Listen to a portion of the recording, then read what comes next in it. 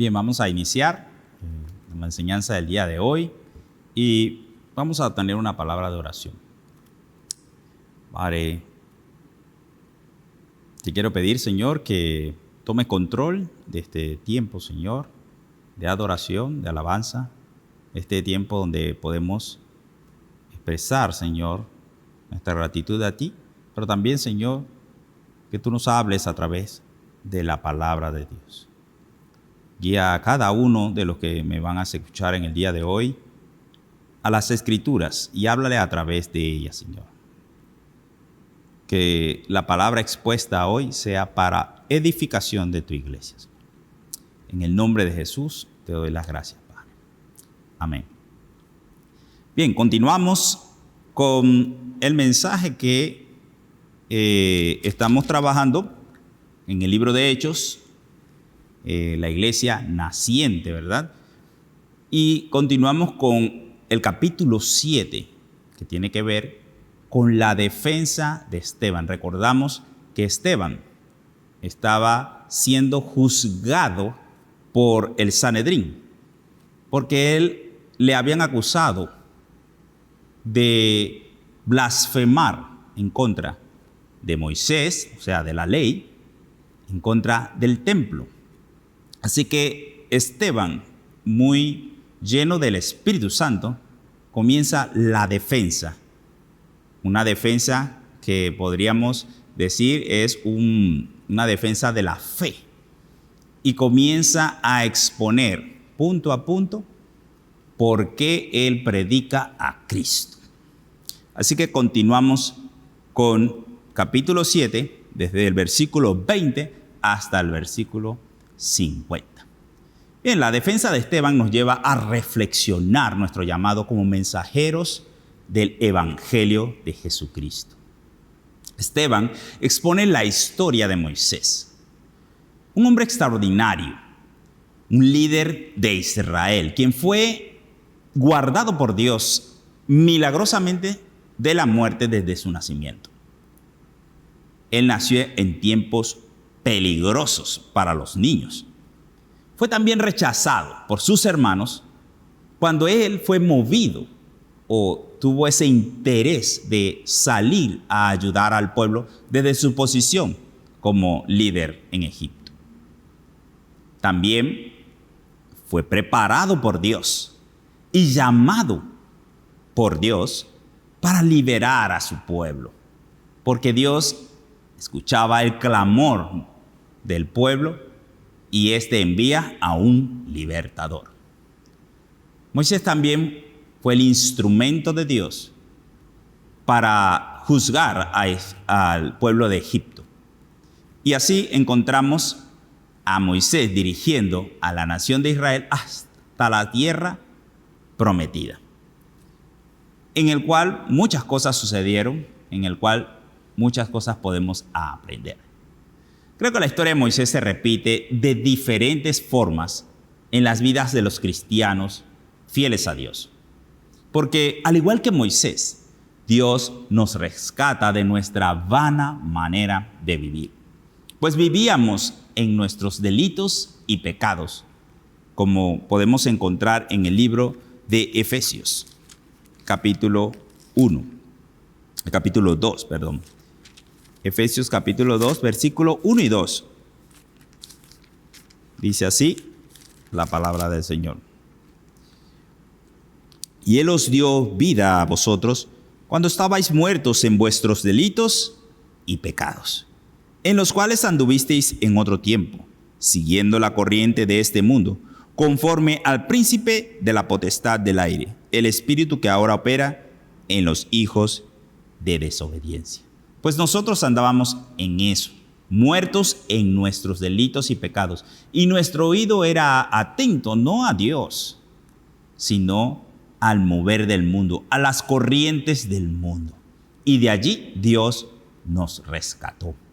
Nosotros somos el resultado del amor de Dios.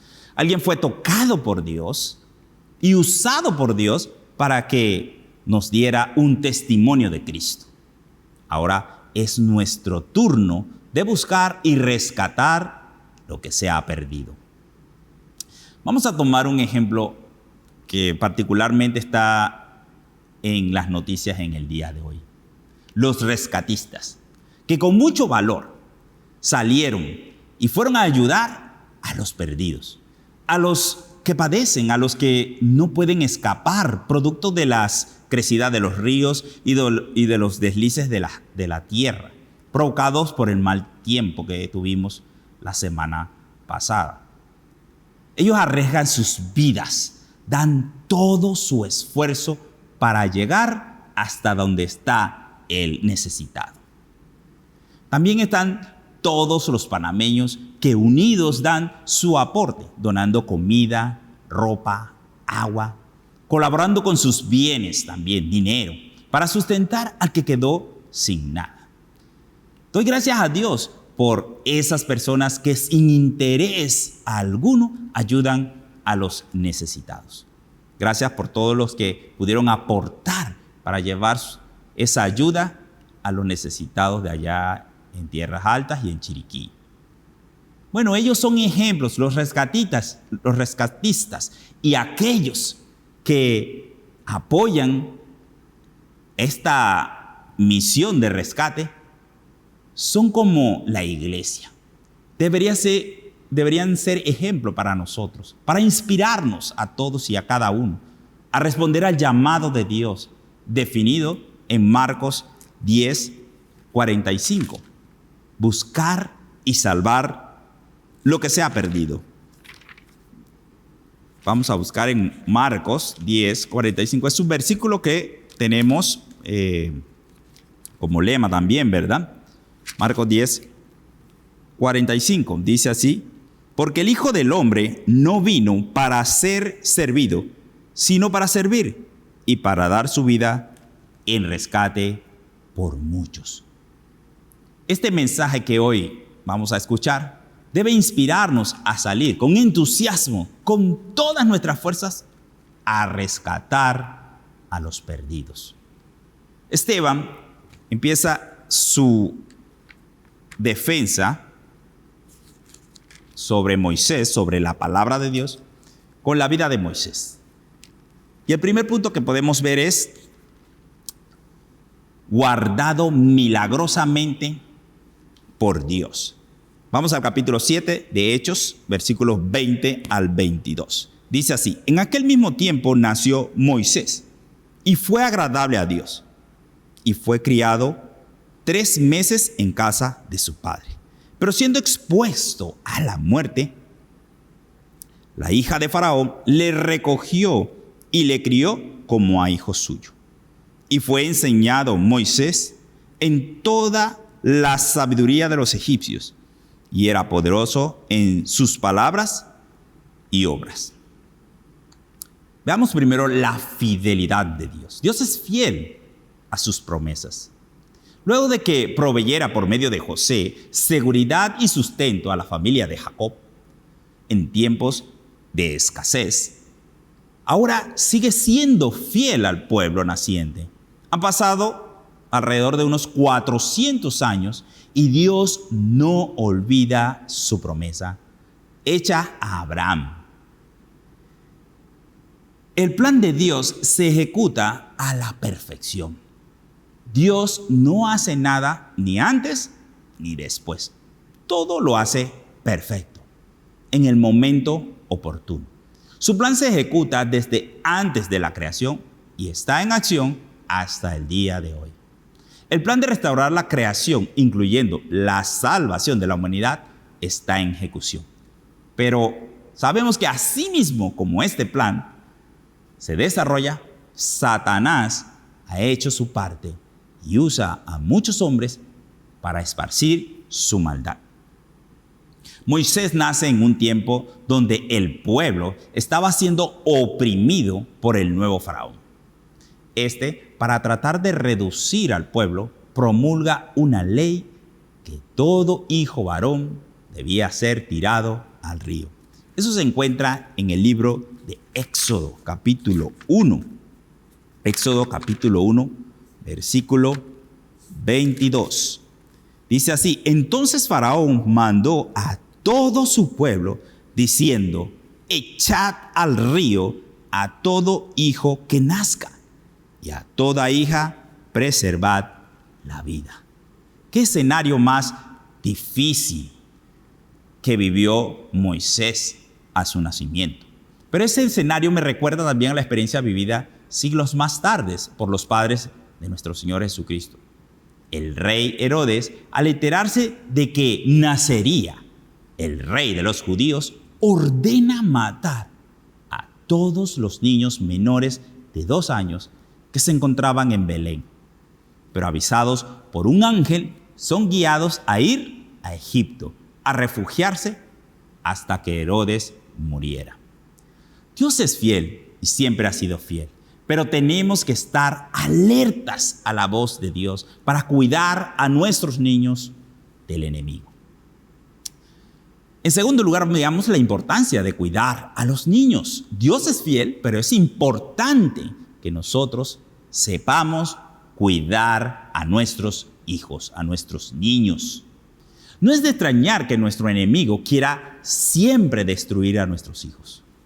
Todos sus movimientos, todos sus edictos son para privar a la iglesia de que se levante un futuro Moisés, o un Pablo, o un Timoteo. Él quiere destruir nuestro futuro.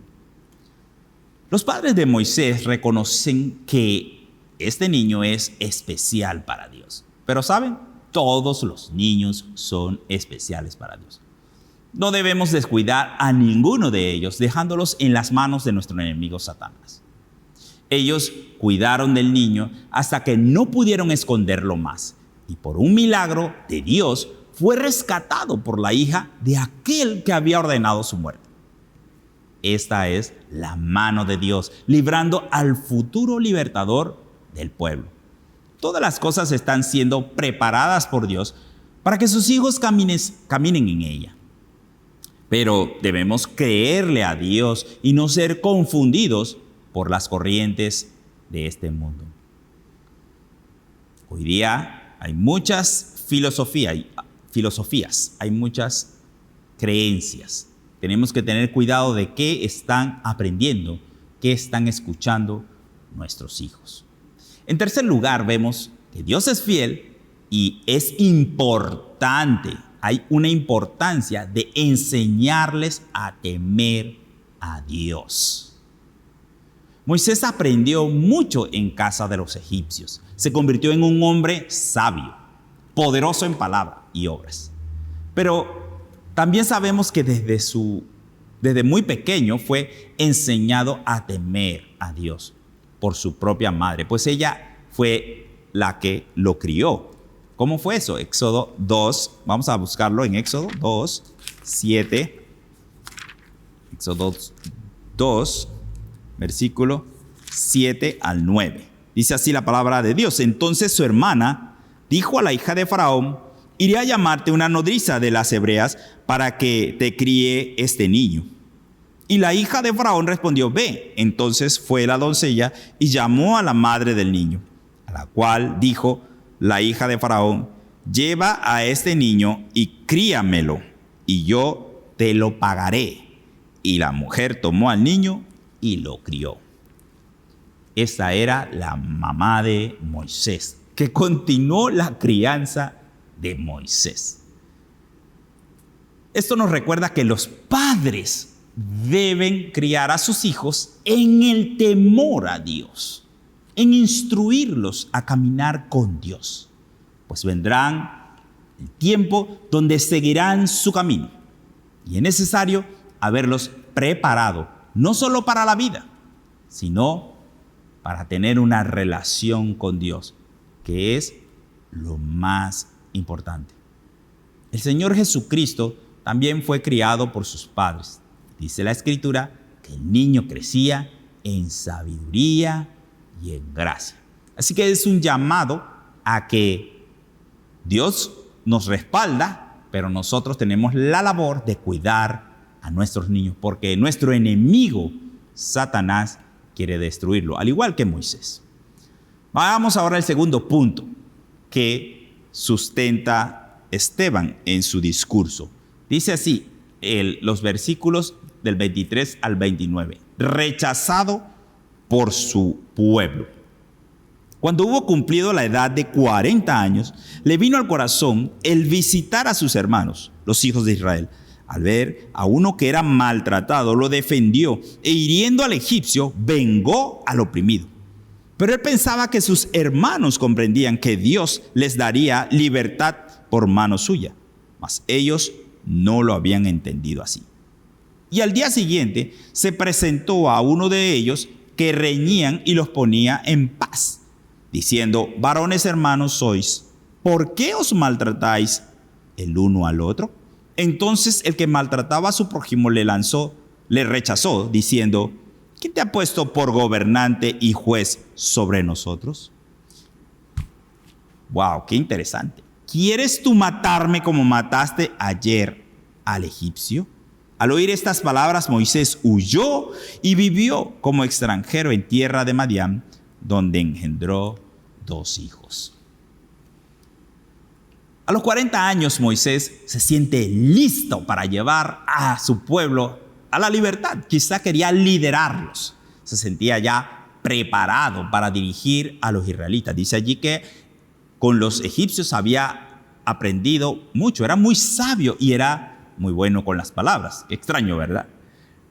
Pero desde su lugar de autoridad entre los egipcios, él quería liderar. Él estaba seguro de que tenía un llamado a dirigir a su pueblo. Pero nos parece que el pueblo no lo creía así. Así que, en primer lugar, él buscó hacer justicia por él mismo. Moisés tomó la decisión en su corazón de ayudar a su pueblo. Él estaba seguro de que Dios quería usarlo. Como muchos estamos seguros. Los líderes de Dios son establecidos por Dios. En la posición que ocupaba Moisés, pudiéramos pensar que traería una mejora, pues un hebreo estaba sentado en un puesto de autoridad, como lo fue José en el pasado. Pero el pueblo no vio a Moisés como su líder en ese momento. Al enfrentar una situación de injusticia, decide ayudar a su hermano hebreo y mata al egipcio. Pero al otro día, al tratar de hacer justicia entre 2 hebreos, el que maltrataba a su prójimo lo rechaza y le acusa de que ¿quién te ha puesto por autoridad sobre nosotros? Wow. A pesar de que Moisés era un líder en Egipto, sus hermanos, los hebreos, no le veían como autoridad puesta por Dios. Esta situación de rechazo del pueblo nos recuerda las muchas veces que los líderes judíos rechazaron a Jesús. Hasta le hicieron una pregunta similar: ¿con qué autoridad haces estas cosas? Lo segundo que podemos ver que fue rechazado y pues exiliado. Dios permitió esta lamentable situación en la vida de Moisés para prepararlo para su llamado. A veces queremos hacer las cosas para Dios con nuestras propias fuerzas y vemos que todo sale mal. Esto lo encontramos en el Evangelio de Juan 15. Busquemos Juan 15.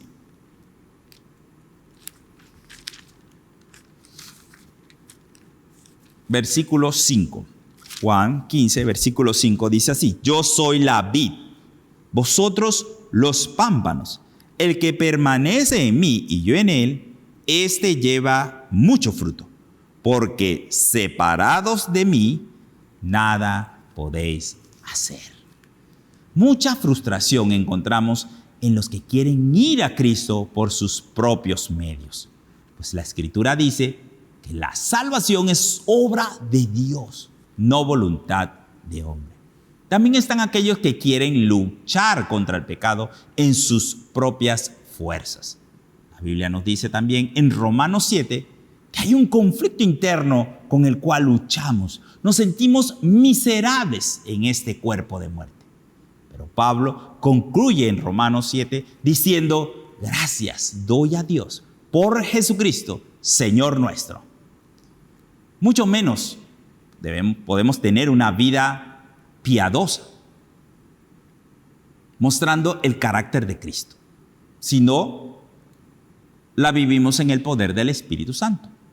Todo lo que hagamos debe ser puesto en las manos de Dios para darle la gloria solo a Él. Moisés huye porque al ser rechazado por su pueblo, ya no le quedaba más lugar ni en la corte ni entre su pueblo. A Dios no se le escapa nada. Tenía planes con Moisés. Le enseñaría a ser un líder conforme a Dios. Así que vamos entonces a lo tercero. Enviado por Dios. Busquemos otra vez capítulo 7, versículos del 30 al 34. Pasados 40 años, un ángel se le apareció en el desierto del monte Sinaí, en la llama de fuego, en una zarza. Entonces Moisés, mirando, se maravilló de la visión y acercándose para observar, vino a él la voz del Señor. Yo soy el Dios de tus padres, el Dios de Abraham, el Dios de Isaac y el Dios de Jacob. Y Moisés, temblando, no se atrevía a mirar. Y le dijo el Señor: quita el calzado de tus pies, porque el lugar en que estás es tierra santa. Ciertamente he visto la aflicción de mi pueblo que está en Egipto, y he oído su gemido, y he descendido para librarlos. Ahora pues, ven, te enviaré a Egipto. Moisés es llamado para servir. Han pasado 40 años más en la vida de Moisés, el cual se dedicó en tierra extranjera a ser un pastor. Dios pudo tratar con él todo este tiempo y ahora ya estaba listo para ser enviado. Y Dios lo llama de una manera increíble, ya que se maravilló con lo que veía. Hablamos de una zarza, algo que pues no se quemaba. Esto llamó la atención de Moisés y él pudo ir delante de Dios, a la presencia de Dios. Así que Dios utiliza múltiples maneras para llamar a sus siervos.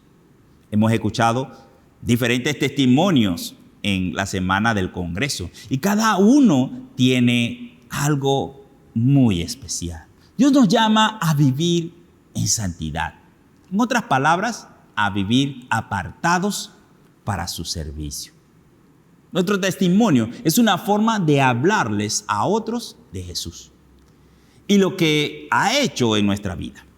Pablo utiliza su testimonio múltiples veces en el libro de los Hechos para testificar de Cristo. En segundo, llamado para ser instrumento de Dios.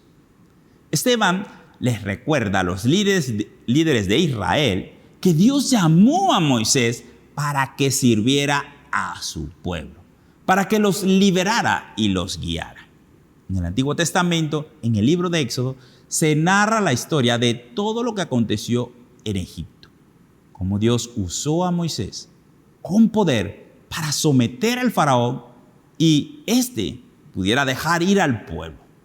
Moisés fue un instrumento útil en las manos de Dios para hacer su voluntad. Dios nos hace ese mismo llamado hoy. Está llamando a su pueblo, a su iglesia, a llevar el evangelio de amor a los perdidos. Dios escucha el gemido de los desamparados, de los perdidos, de los que no tienen esperanza, y nos ha comisionado traerlos a la luz, a la libertad. No fue fácil para Moisés aceptar esta encomienda, pero Moisés, al obedecer, pudo ver la mano de Dios con poder. En Juan 11:40, Jesús nos llama a creer, a confiar en la obra de Dios. Busquemos Juan 11:40. Dice así: Jesús le dijo: ¿no te he dicho que si crees verás la gloria de Dios. Si creemos que Dios está con nosotros, si creemos que la obra de Dios es para alcanzar a los perdidos, veremos la gloria de Dios. Todo lo que Dios se propone hacer, eso hará. En cuarto lugar, rechazaron a Dios y a su palabra. Volvamos a Hechos, capítulo 7, del versículo 35 al 43. Dice así: a este Moisés, a quien había rechazado, diciendo, ¿quién te ha puesto por gobernador, como gobernante y juez? A este lo envió Dios como gobernante y libertador por mano del ángel que se le apareció en la zarza. Este lo sacó, habiendo hecho prodigios y señales en tierra de Egipto, y en el mar Rojo y en el desierto por 40 años. Este Moisés es el que dijo a los hijos de Israel: profeta os levantará el Señor vuestro Dios de entre vuestros hermanos, como a mí, a él oiréis. Este es aquel Moisés que estuvo en la congregación en el desierto con el ángel que le hablaba en el monte Sinaí y con nuestros padres, y que recibió palabras de vida que darnos, al cual nuestros padres no quisieron obedecer, sino que le desecharon, y en sus corazones se volvieron a Egipto. Cuando dijeron a Aarón: haznos dioses que vayan delante de nosotros, porque a este Moisés que nos sacó de la tierra de Egipto, no sabemos qué le haya acontecido. Entonces hicieron un becerro y ofrecieron sacrificios al ídolo, y en las obras de sus manos se regocijaron. Y Dios se apartó y los entregó a que rindiesen culto al ejército de los cielos, como está escrito en el libro de los profetas. ¿Acaso me ofrecisteis víctimas y sacrificios en el desierto por 40 años, casa de Israel? Antes, bien, llevasteis el tabernáculo de Moloc y la estrella de vuestro dios Refán, figuras que os hicisteis para adorarlas. Os transportaré, pues, más allá de Babilonia. Esteban comienza a hablar del rechazo de Israel al enviado de Dios. El pueblo lo había rechazado y Dios lo envía nuevamente a liberarlos. Veamos tres cosas. Uno, sus señales. Dios hizo muchas señales y prodigios por manos de Moisés. Esto confirmaría al pueblo que Moisés era el enviado de Dios para liberar al pueblo. Vimos que Moisés pudo realizar milagros como las 10 plagas que fueron enviadas a Egipto. Casi fue reducido, destruido totalmente su economía, la salud. Todo Egipto padeció. También vimos que por mano de Moisés se abrió el mar Rojo y pudieron pasar a la libertad. Y ese mismo mar, al cerrarse, destruyó los ejércitos también de Egipto. También pudieron vivir sustentados totalmente por 40 años en el desierto. Ni la ropa ni el calzado se gastaron. Jesús también realizó muchas señales, sanando a los enfermos, liberando a los endemoniados, resucitando los muertos, multiplicando el pan. Todas estas señales confirmarían al pueblo que Jesús era el Mesías prometido. La pregunta que le hizo Juan el Bautista a Jesús nos señala esto. Buscamos en Lucas 7,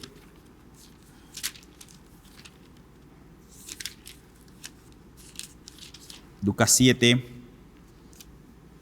22. Dice: y respondiendo Jesús les dijo: id y haced saber a Juan lo que habéis visto y oído. Los ciegos ven, los cojos andan, los leprosos son limpiados, los sordos oyen, los muertos son resucitados y a los pobres es anunciado el Evangelio. En segundo lugar podemos ver su profecía. También hizo una profecía, la cual hace referencia a la venida del Señor Jesucristo. Dios prometió enviar un mensajero igual a Moisés, el cual debían escuchar. Una palabra especial que el Señor Jesús dio en Juan, capítulo 5, versículo 24, nos dice sobre este mensaje. Juan, el Evangelio de Juan, capítulo 5, versículo 24, dice así: de cierto os digo, el que oye mi palabra y cree al que me envió, tiene vida eterna y no vendrá a condenación, mas ha pasado de muerte a vida. Ciertamente es necesario escuchar las palabras de Jesús y prestarle atención. En tercer lugar, la revelación de la palabra de Dios. Dios reveló su palabra a través de su siervo Moisés. Esteban les recuerda que Moisés hablaba con Dios cara a cara y que a través de él recibimos la palabra de vida. Los 10 mandamientos nos hablan del carácter santo de Dios. También nos revela que somos pecadores y que necesitamos de un Salvador. Ellos rechazaron la palabra al entregarse a la idolatría. Aún en el desierto y por los 40 años fueron idólatras. Siempre estuvieron apartados de Dios. Por esto, Dios los llevó al cautiverio en Babilonia. Jesús es la palabra de Dios hecha carne. Así lo encontramos también en Juan capítulo 1. Juan capítulo 1, versículos 1 y 2. En el principio era el Verbo, y el Verbo era con Dios, y el Verbo era Dios. Este era en el principio con Dios. También leamos el versículo 14. Y aquel Verbo fue hecho carne, y habitó entre nosotros, y vimos su gloria. Gloria como del unigénito del Padre, lleno de gracia y de verdad. El Verbo, la palabra de Dios, se hizo carne. Y los hombres lo vieron, los que estuvieron con él, los que le recibieron. Al igual que sus antepasados, ellos habían rechazado al enviado de Dios. Y con ellos habían rechazado a Dios mismo. Actualmente somos los enviados de Dios, los mensajeros de Dios que llevan el Evangelio a toda persona. Nosotros, los cristianos. Jesús oró por nosotros y por los que crean por medio del testimonio nuestro. Leamos Juan 17, capítulo 20. Juan 17, capítulo 20. Dice así: Mas no ruego solamente por estos, sino también por los que han de creer en mí por la palabra de ellos. Nosotros quizás no hagamos señales ni prodigios, pero llevamos el mensaje que tiene poder para hacer milagros y prodigios en la vida de los que creen. Nunca perdamos el gozo de predicar a Cristo. El último punto que quiero tocar es el significado de adorar a Dios. Volvamos al capítulo 7 de Hechos y leamos ahora del versículo 44 al 50. Dice así la palabra de Dios: tuvieron nuestros padres el tabernáculo del testimonio en el desierto, como había ordenado Dios, cuando dijo a Moisés que lo hiciese conforme al modelo que había visto, el cual, recibido a su vez por nuestros padres, lo introdujeron con Josué al tomar posesión de la tierra de los gentiles, a los cuales Dios arrojó de la presencia de nuestros padres hasta los días de David. David, halló gracia delante de Dios y pidió proveer tabernáculo para el Dios de Jacob. mas Salomón le edificó casa. Si bien el Altísimo no habita en templos hechos de mano, como dice el profeta, el cielo es mi trono y la tierra el estrado de mis pies, ¿qué casa me edificaréis?, dice el Señor. ¿O cuál es el lugar de mi reposo? ¿No hizo mi mano todas estas cosas? El libro de Levítico nos habla cuando Dios le habló al pueblo y estableció la manera en que ellos debían relacionarse con Él. Una forma en la cual ellos no morirían ante su presencia. Dios quería estar acompañando a su pueblo, quería tener una relación con su pueblo. Y Él quería estar con ellos en todo el trayecto hasta la tierra prometida. Y el tabernáculo fue la manera visible para que ellos tuvieran la presencia de Dios en medio del pueblo. Este tabernáculo no era la casa de Dios, solo era un medio para establecer un lugar donde Dios mostraría su presencia aquí en la tierra. Para que nadie muriera, Dios estableció los rituales de sacrificio de animales y por medio de la sangre de estos animales limpiar al pueblo. El tabernáculo y el templo no fueron estructuras creadas para la adoración a Dios. Cada individuo podía adorar a Dios en su corazón. Salomón dice en su oración a Dios que el templo era un lugar para que el pueblo trajera sus ofrendas, pero que no podía contener a Dios. Son los versículos que leímos. Jesús declaró el templo casa de oración para todas las naciones, en Marcos 11:17. En Juan 4:20 al 24 tenemos una conversación de Jesús muy interesante. Leamos Juan 4:20-24, donde habla sobre la verdadera adoración. Juan 4, versículos 20 al 24. Dice así: nuestros padres adoraron en este monte y vosotros decís que en Jerusalén es el lugar donde se debe adorar. Estaba hablando la mujer samaritana con Jesús y le estaba diciendo que allí era el lugar donde debía adorarse, y los judíos dicen que es en Jerusalén, en el templo.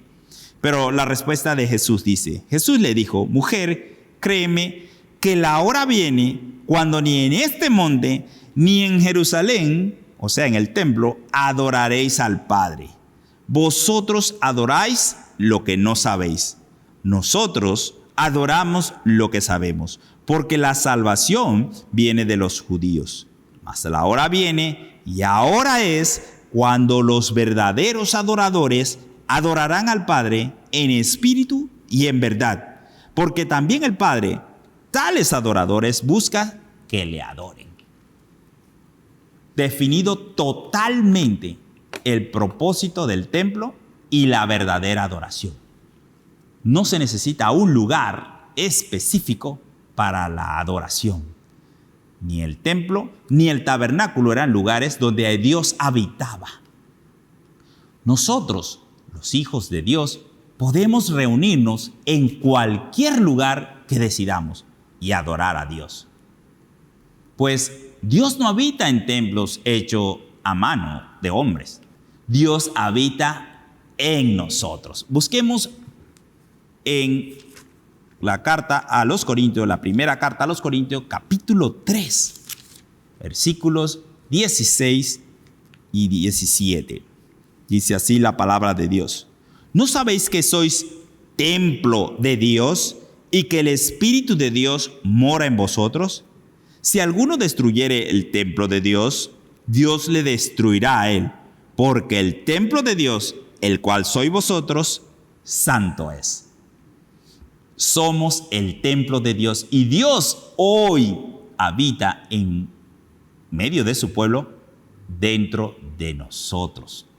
Cuando la iglesia se reúne, Dios está allí, porque Dios está en nosotros. Esteban estaba haciendo referencia a esto porque le estaban acusando de enseñar que Jesús destruiría el templo, algo que era falso. Esteban le estaba dando una respuesta sustentada bíblicamente a sus adversarios. Estos se estaban enojando porque ellos entendieron que el templo no es necesario para una verdadera adoración. Concluimos.